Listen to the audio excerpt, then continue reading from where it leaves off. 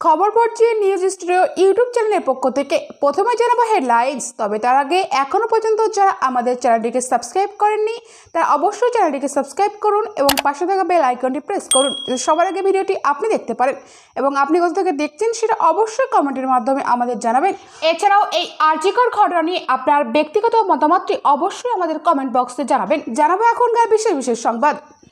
আর্জিকরের আর্থিক দুর্নীতি কাণ্ডে সুপ্রিম কোর্টে ধৃত সন্দীপের দায়ের করা মামলার শুনানি আগামীকাল শুক্রবার। মমতার অপরাজিতা বিল যাচ্ছে মোদী সাহেব দরবারে, রীতি নয় তবুও প্রধানমন্ত্রীকে পাঠানোর সিদ্ধান্ত স্পিকারের। জুনিয়র ডাক্তারদের অপরাজিতা বিলে আপত্তি, ক্ষোভ সুপ্রিম কোর্টে আর্জিকর মামলার শুনানি পিছিয়ে। কেন্দ্রীয় বাহিনী এবং পুলিশের মাঝে দাঁড়িয়ে আর্জিকরের সামনে মধ্যরাতেও বিচার চাইছে কলকাতা। সুপ্রিম কোর্টে আর্জিকর মামলার শুনানি কবে, কিছু কি জানাবে শীর্ষ আদালত? আর্জিকর কাণ্ডের তদন্ত ও আন্দোলনের গতি প্রকৃতি কোন দিকে? বাম ছাত্র যুবদের ধর্ণা ও অবস্থানের তৃতীয় দিন। সিঙ্গাপুরে 6 বছর পর মোদীর সমঝোতা স্বাক্ষরের সম্ভাবনা। পুলিশ টাকা দেওয়ার চেষ্টা করে, দাহ করতে চায় দ্রুত। ধর্ষিতার বাবা মার অভিযোগ করলেন আর্জিকরে গিয়ে।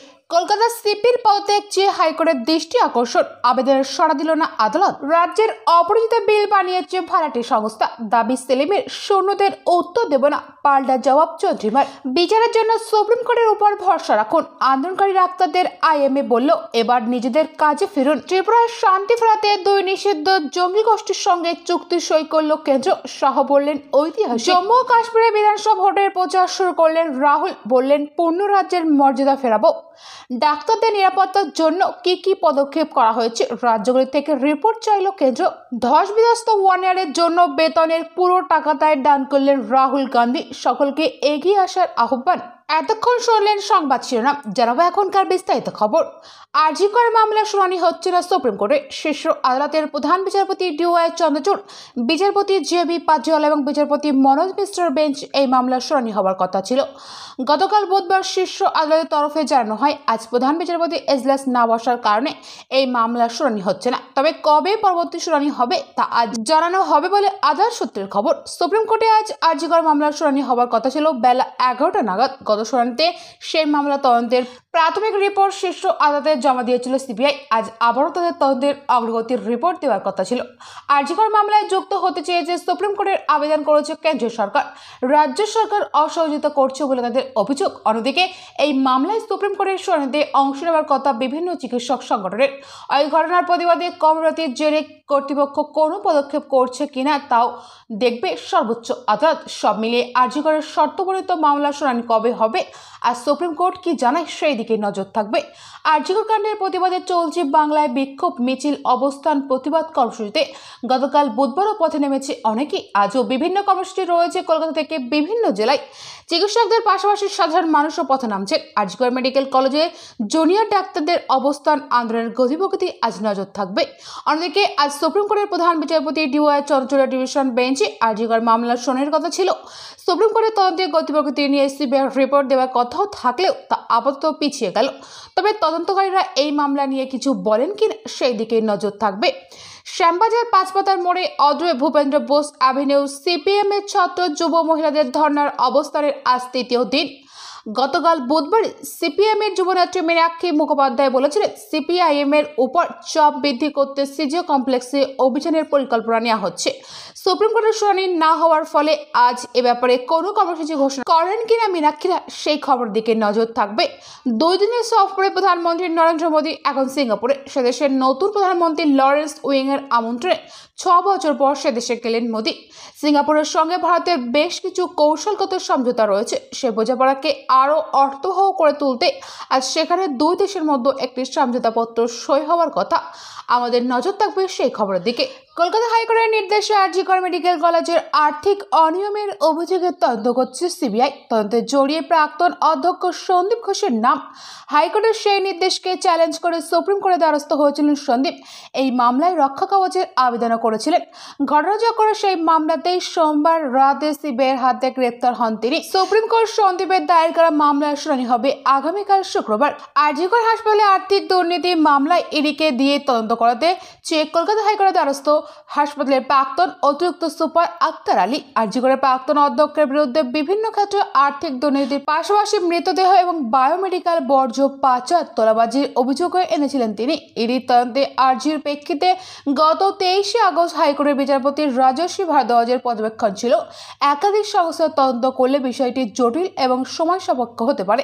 তাই মূল ঘটনার সঙ্গে ওই হাসপাতালের আর্থিক দুর্নীতির তদন্ত সিবিআই করবে বলে জানিয়েছে উচ্চ আদালত। আদালতের নির্দেশের পরে এফআইআর দায়ের করে সিবিআই তদন্ত শুরু করে।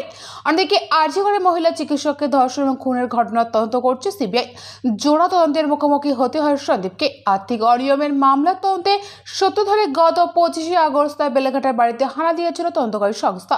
রাত পর্যন্ত তার বাড়িতে তল্লাশি অভিযান চালান তারা, জেরাও করেছিল তাকে। তারপর গত সোমবার এই মামলায় সন্দীপকে নিজাম প্যালেসে সিবিআই দপ্তরে নিয়ে আসা হয়েছিল, সেখানেই তাকে গ্রেপ্তার করা হয়েছে। উল্লেখ্য, সন্দীপকে আরজি করে মহিলা চিকিৎসকের খুনের মামলায় গত 16ই আগস্ট থেকে টানা জেরা করেছিল সিবিআই অন্য একটি দল। সিবিআই তার বাড়িতে তল্লাশি অভিযান চালানোর পরে সুপ্রিম কোর্টে দ্বারস্থ হয়েছিল সন্দীপ। তার বিরুদ্ধে সিবিআই তদন্তের জন্য নির্দেশ দেওয়া হয়েছিল, তার চ্যালেঞ্জ করেছিলেন তিনি, এমনকি রক্ষা কবচের জন্য আবেদন করেন। তার মধ্যে গ্রেপ্তার হয়েছিল সন্দীপ। তার দায়ের করা সেই মামলার শুনানির দিন ধার্য হয়েছে আগামীকাল শুক্রবার। এখন দেখার বিষয় আদালত কি রায় দেন। আরজিকর কাণ্ডে মধ্যরাতেও চলছে প্রতিবাদ। হাজরা মোড়ে মুখ্যমন্ত্রী মমতা বন্দ্যোপাধ্যায়ের বাড়ির অদূরে পথনাটিকা, গান ও স্লোগানের মাধ্যমে চলছে প্রতিবাদ কর্মসূচি। গড়িয়ায় প্রতিবাদী মহিলাদের ছবি ও ভিডিও তোলার অভিযোগে এক যুবককে বেধড় মারধর করলেন আন্দোলনকারীরা। পুলিশ এসে উদ্ধার করল যুবককে। ঋতুপর্ণাকে গো ব্যাক স্লোগান আন্দোলনকারীদের। শ্যামবাজারের আন্দোলনকারীদের বিক্ষোভের মুখে পড়তে হলো অভিনেত্রী ঋতুপর্ণা সেনগুপ্তকে। গো ব্যাক স্লোগান শুনতে হলো তাকে। প্রতিবাদ কর্মসূচিতে যোগ দেওয়ার পরেও আন্দোলনকারীদের ধিক্কার স্লোগান শুনে গাড়িতে উঠে বেরিয়ে গেলেন অভিনেত্রী। আজ বৃহস্পতিবার সুপ্রিম কোর্টে হচ্ছে না আরজিকর মামলার শুনানি, অন্য বেঞ্চের তালিকাতেও নেই। আরজিকর কাণ্ডের প্রতিবাদে আন্দোলনরত চিকিৎসকদের এবার কাজে ফিরতে অনুরোধ করল আইএমএ। আন্দোলনকারীদের উদ্দেশ্যে লেখা একটি চিঠিতে ভারতীয় চিকিৎসক সংগঠনের সভাপতি লিখেছে, আরজিকরের ঘটনা গোটা দেশের বিবেককে নাড়িয়ে দিয়েছে। দেশে ওই নিহত চিকিৎসককে কন্যাসম মর্যাদা দিয়েছে। ওই ঘটনা চিকিৎসক সম্প্রদায়ের আলোড়িত করার মতোই সুপ্রিম কোর্টের শর্তবর্তিত হয়ে মামলাটি শুনেছে। তবে এবার আন্দোলনকারী চিকিৎসকরা বিচারের বিষয়টি সুপ্রিম কোর্টের হাতে ছেড়ে দিন। তারা এবার নিজেদের কাজে ফেরেন। সংবাদ সংস্থা ANI এর ওই চিঠি বয়ান প্রকাশ করেছে। তাতে আইএমএর সভাপতি বিশেষ গুরুত্ব দিয়েছে সুপ্রিম কোর্টের ভূমিকাকে। তিনি বলছেন, দেশের চিকিৎসক সম্প্রদায়ের উচিত সুপ্রিম কোর্টের বক্তব্যকে মেনে চলা। আজ বৃহস্পতিবার সুপ্রিম কোর্টের আরজিকর মামলার শুনানি। সেই শুনানিতে শীর্ষ আদালত কি বলে সেই দিকে নজর থাকবে গোটা দেশের। তার আগের দিনেই আন্দোলনরত চিকিৎসকদের তাদের দায়িত্ব স্মরণ করালো আইএমএ। সুপ্রিম কোর্টের আরজিকর মামলা নিয়ে আগের শুনানিতে দেশের চিকিৎসকদের কাজে ফিরতে অনুরোধ করেছে দেশের প্রধান বিচারপতি DY চন্দ্রচূড়। সেই ডাকে সাড়া দিয়ে এমসের চিকিৎসকেরা কাজে ফিরলেও আরজিকর সহ পশ্চিমবঙ্গের মেডিকেল কলেজগুলিতে প্রতিবাদ কর্মসূচি বন্ধ হয়নি। নজর থাকবে এই সংক্রান্ত খবরের দিকে। এই ছিল বিস্তারিত সংবাদ। পরবর্তী বিশেষ খবর পেতে আমাদের চ্যানেলটিকে সাবস্ক্রাইব করুন এবং পাশে থাকা বেল আইকনটি প্রেস করুন, যাতে সবার আগে ভিডিওটি আপনি দেখতে পারেন। এবং ভিডিওটি ভালো লাগলে অবশ্যই লাইক, কমেন্ট, শেয়ার করবেন। আর আপনি যদি ফেসবুক থেকে দেখে থাকেন তাহলে অবশ্যই পেজটিকে ফলো করবেন। Thank you friends, thank you for watching.